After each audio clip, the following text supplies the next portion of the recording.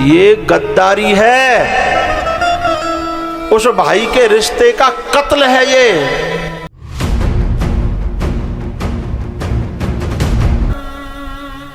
जब भरत जी महाराज दशरथ जी का संस्कार करके और जब चित्रकूट के लिए गए हैं, रास्ते की बहुत सारी बातें हैं जिन्हें मैं नहीं कहना चाहता। मैं पहुंचता हूं उस समय कि जिस समय लक्ष्मण ने कहा कि सेना लेकर के भरत आ रहा है, लोगों ने बताया, लक्ष्मण ने कहा आज महादेव आ जाएं चाहे ब्रह्मा आ जाएं, आज ये भरत मुझसे बचने वाला नहीं है। अरे जहर के बेल पे है, कोई अमर फल नहीं लगता है, तो कैकेयी का ही पुत्र। तब राम जी ने कहा, लक्ष्मण जी ने कहा ना, प्रभुता पाह काहे मद नाही। तब राम जी ने लक्ष्मण से कहा, तुम सही कह रहे हो, प्रभुता पाकर के मद किसको नहीं आता, लेकिन भैया ये संसारियों में हो सकता है, लोभियों में हो सकता है, लालचियों में हो सकता है, और जिसके दिल में भैया के प्रति प्रेम न हो ये उसमें हो सकता है, पर मेरे भरत में अयोध्या तो छोड़ तीनों लोकन को राज मिलो होए तो भी मेरे भैया के मन में ऐसा नहीं हो सकता है। भरत ही हो न राज मद विधि हरि हर पद पाई। भरत ही हो न राज मद विधि हरि हर पद पाई। कबहु के काजी शी करने क्षीर सिंधु बिनसा।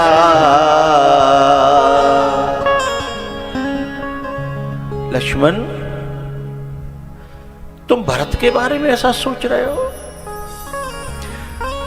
विष की बेल पे कभी अमृत का फल तो नहीं लगता, पर तू ये बता, कमल कहां खिलता है? मार्बल में? कहां खिलता है? गंगा जल में?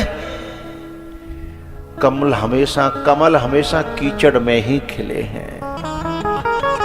और दूसरी बात, अभी तुम न कैकेयी को जानते हो और न भरत को जानते हो, और जब तक तुम इनको जान नहीं पा रहे तब तक तुम्हें ऐसा बोलने का कोई अधिकार नहीं है।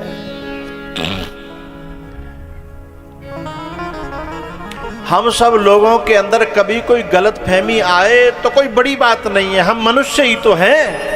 भैया के बारे में कोई गलत बात आ जाए, कोई गलत बात कूद पड़े, कोई गलत बात भर जाए, मनुष्य ही तो हैं, कोई बड़ी बात नहीं है। लेकिन उसका समाधान ढूंढने का प्रयास न करना और किसी के भी कहने पर बात पर विश्वास कर लेना, ये भी तो हमारी कमी है। पता है, गंगा जल की मात्रा ज्यादा हो तो दारू की बोतल भी डाल दी जाए तो गंगा जल को वो दारू नहीं बना सकती, लेकिन गंगा जल कम हो, बोतलों में हो, घड़ों में हो, और फिर बोतल उड़ेल दी जाए तो वो गंगा जल फिर गंगा जल नहीं रहता। प्रेम की मात्रा कम होगी तो उसे दुनिया दूषित कर पाएगी, लेकिन प्रेम हमारा अपार हो ना, तो हम उसकी शराब की बोतल को भी हमारा मन गंगा जल बना देगा। जैसे राम ने कहा तो लक्ष्मण जी ने बहुत तर्क नहीं दे, बहुत प्रूफ नहीं दे, कैकेयी की करनी को सामने नहीं रखा। लक्ष्मण जी महाराज हाथ जोड़ करके स्वीकार करते हैं कि मुझे नहीं पता होगा, और चाहता तो मैं भी यही हूं कि आपके प्रति हम सब लोगों का समर्पण सच्चा हो, हमारा प्रेम सच्चा हो। मैं आपके विरोधी को सहन नहीं कर सकता, मैं अपने भैया के विरोधी को सहन नहीं कर सकता, और प्यारे एक बात और बताना चाहता हूं। लक्ष्मण जी तो एक बात और कहते हैं, लक्ष्मण जी ये बात कहते हैं कि मैं अपने भैया के विरोध में तो अपने बाप को भी सहन नहीं कर सकता, औरों की तो बात क्या है। लेकिन ध्यान रखना, जब ऐसे उल्टी सूदी जब बाप के बारे में कही, और हम भी यदि कभी भैया से प्रेम के कारण बाप के बारे में ऐसा कह भी जाए तो बाप नाराज नहीं होता। बाप इस बात को सुनकर के बहुत खुश होता है कि मेरे बच्चों में इतना प्रेम है, क्योंकि मैं तो कुछ दिन का हूं लेकिन इनको अभी बहुत जिंदगी जीनी है, इनमें प्यार का रहना बहुत जरूरी है। और भरत जी महाराज जैसे ही वहां पहुंचे हैं चित्रकूट पर और गिरे हैं धरती माता पर, पाहे नाथ कहे पाहे गोसाई और भूतल परे लकुट की नाही। और प्रेमी की दशा और अहंकारी की दशा दूर से दिख जाती है साहब, हैं? उसके आंसू बताते हैं, उसका चेहरा बताता है।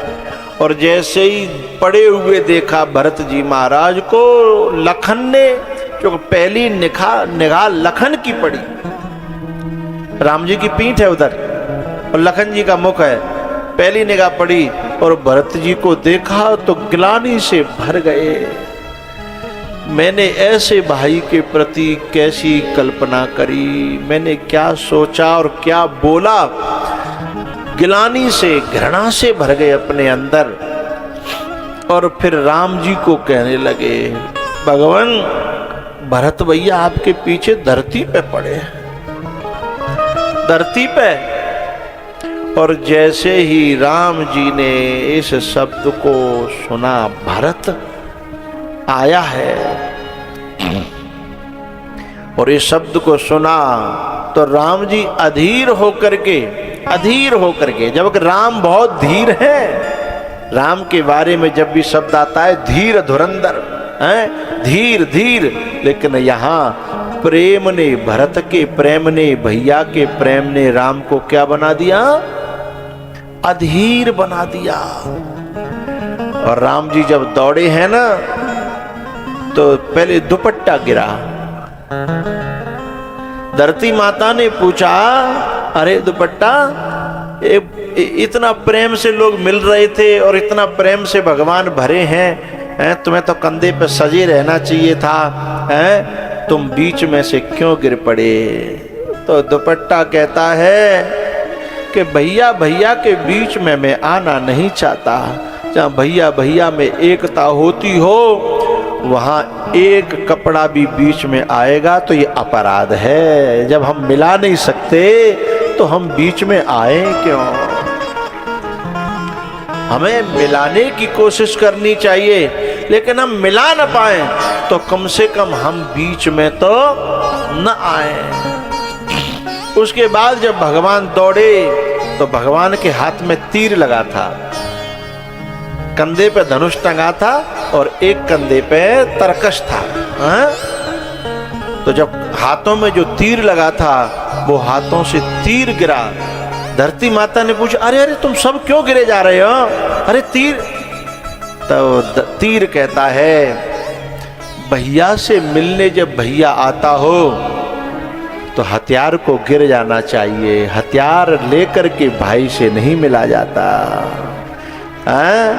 भाई से तो मिलने के लिए दिल में प्यार चाहिए, न कि हथियार चाहिए। और जहां हाथ में भाई के लिए प्यार न हो करके, दिल में प्यार न हो करके जहां हाथ में हथियार थम जाए,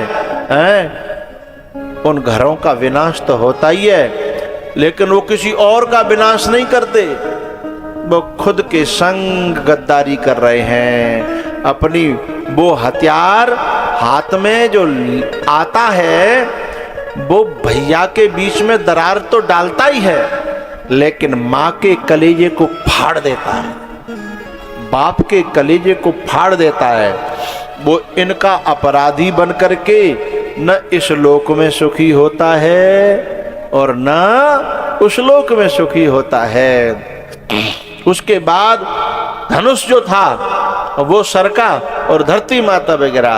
धरती माता कहती, अरे तुमसे तो कोई विघ्न न था, तुम क्यों गिरे? बोले ना ना, हथियार भी नहीं होना चाहिए, यानी गोली तीर है फेंक के जो दूर जाके मारता है, गोली भी गिरी है तो जिसमें धर के गोली दी जाती है, जिसमें चढ़ा कर के मारा जाता है, भैया से मिलने के लिए उसका रखना भी जरूरी नहीं है। प्रेम वो है जो हाथ में से तीर गिरा दे, कंधे से कमान गिरा दे, और दूसरे कंधे से तरकस गिरा दे। बोले भैया से मिलने के लिए ये चीजें सब हटनी ही चाहिए। सच्चा मिलन हो तो हम दुश्मनों के लिए हैं, अपनों के लिए नहीं। हम दुश्मनों के लिए हैं, हम देश की रक्षा के लिए हैं, परिवार की रक्षा के लिए हैं, हम अपनों के लिए थोड़े ही हैं। और कहूँ पट कहूँ निसंग धनु तीरा, उठे राम सुने प्रेम अधीरा। उठे राम सुने प्रेम अधीरा, कहूँ पट कहूँ निसंग धनु तीरा। कहूँ पट कहूँ निसंग धनु तीरा। युद्ध में जितने भी हथियार हों, सपोर्ट हों, वो सबको जब एक होते हों भाई और भाई, तो उन सबको बीच में से हट जाना चाहिए। राम जी दौड़े हैं और दौड़ करके, चूंकि भरत जी तो लेटे थे ना, तो बरबस जबरदस्ती उठाने की कोशिश कर रहे हैं, लेकिन वो उठना नहीं चाहते। किसी ने भरत जी से कहा, क्यों नहीं उठ रहे हो, क्या बात है? बोले जब मैं ननिहाल से अयोध्या आया तो मेरा मुंह न देखना पड़े, इसलिए मेरा बाप मर गया, और मैं नहीं चाहता कि मेरे मुंह को मेरा भैया देखे, मेरे प्रभु मेरा मुंह देखें, ये मैं नहीं चाहता।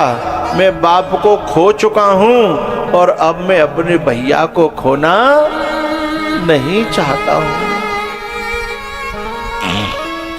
बड़े अनमोल हैं, बड़े अनमोल हैं ये खून के रिश्ते, इनको तू बेकार न कर। आज जब हमारे परिवारों में जब गड़बड़ी होती है तो इस रिश्ते की कीमत भूल जाते हैं, इस रिश्ते को ही भूल जाते हैं। लेकिन पता है, हम ये भूल जाते हैं कि जब हम छोटे छोटे से थे तो बड़ो भैया हमसे बहुत प्यार करतो, क्योंकि तब हमारे अंदर ये दुनिया की जो फालतू बातें हैं ये भरी नहीं थी।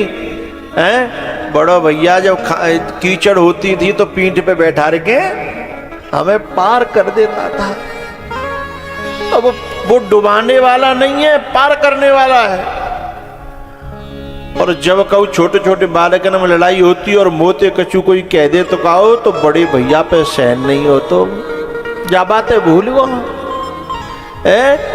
उस प्रेम को जो भूल जाता है ना, जब पढ़ने जाते थे तो बड़ो भैया साइकिल चलाए के वो पीछे बैठा रहे के लेके जातो। हाँ, बाबा तो भूल गए, उन बातों को भूल गए कि बड़े भैया ने सोची थी कि मैं पढ़ाई ज्यादा न करूं तो कोई बात ना है, पर मैं छोटों पढ़ जाओ। अक्सर करके देखना समाज में बड़ा कम पढ़ा लिखा मिलेगा। क्यों?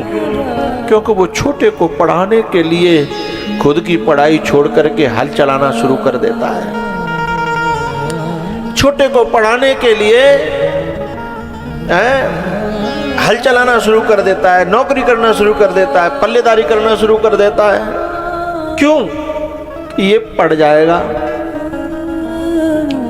पैसा इकट्ठा करना शुरू कर देता है। मैं खुद अपने संपर्क के सैकड़ों भाई को जानता हूं जो खुद गरीब हैं, लेकिन सोचते छोटो लग जाएगा ना नौकरी में, है ना, तो न घर की हालत सुधर जाएगी। गुरुजी मैंने 3 लाख को 4 लाख को कर्जा ले लूंगा, मैं चुकाता रहूंगा, फिर कचू जी चुकावे को मैं चुका दूंगा, पर जाके नौकरी लग जाएगी तो घर की हालत सुधर जाएगी। और बाकी बाद नौकरी में लग के बुई न्यू कहबा बड़े भैया तक तेन मिले करो कहो, अरे जा जीव में नेकर लगा अंटा दे, तेरे बाप के समान है वो, बाप के समान तुझे पता नहीं है। बाप से कंधा मिला करके जब तू छोटा था तो उसने बहुत तेरे को पढ़ाया लिखाया था, बहुत सपोर्ट किया था, हैं?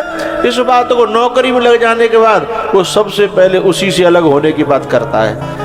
ये गद्दारी है, उस भाई के रिश्ते का कत्ल है ये।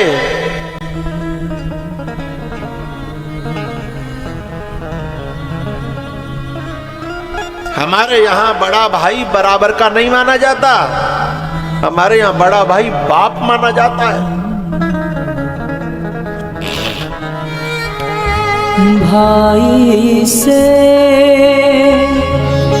बढ़कर इस जग में नहीं यार नहीं साथी है, भाई है भाई की बाजू सबसे बड़ा हिमाती है। छोटेपन को जो भूल जाते हैं वे ही भाई के सामने सिर उठा करके और मुख से तीर और कमान चलाते हैं। अरे उन हथियारों की जरूरत नहीं पड़ती, बाणी से ही ऐसे हथियार, ऐसी बाणी बोल जाता है कि उस जिंदगी भर सीने में से न निकले। लेकिन ध्यान रखना, कभी भाई की परीक्षा करनी हो ना तो कहीं अपने गांव से 100-200 किलोमीटर दूर जा करके कहीं किसी चौराहे पर थोड़ा झगड़ा करके देखना। ये देख लेना कि यहाँ आसपास भाई घूम रहा हो तुम्हारा, घर में चाहे लाख लड़ाई हो रही होगी, यदि तुझे पिटता हुआ देख लेगा ना, चाहे वो छोटा हो चाहे बड़ा हो, उस पर रुका नहीं जाता। उस अंदर के प्रेम को पहचान के तो देखो। अरे अपने ईगो को जरा मार करके, उस पर्दे को हटा करके जरा भीतर तो देखो। बड़ा भाई कहता है,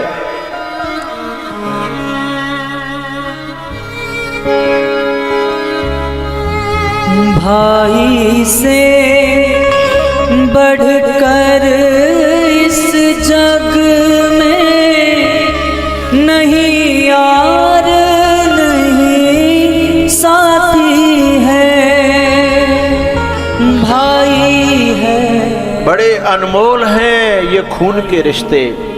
अरे इनको तू बेकार न कर, अरे चाहे तो मेरा भी हिस्सा ले ले, पर इस सुकून भरे घर में तू ज्यादा रार न कर। बड़े अनमोल हैं ये खून के रिश्ते, इनको तू बर्बाद न कर। अरे चाहे तो मेरी दौलत ले ले, जमीन ले ले, और कुछ ले ले, पर इतने सुंदर आंगन में तू खड़ी दीवार न कर। बड़ा भाई ये कहता है।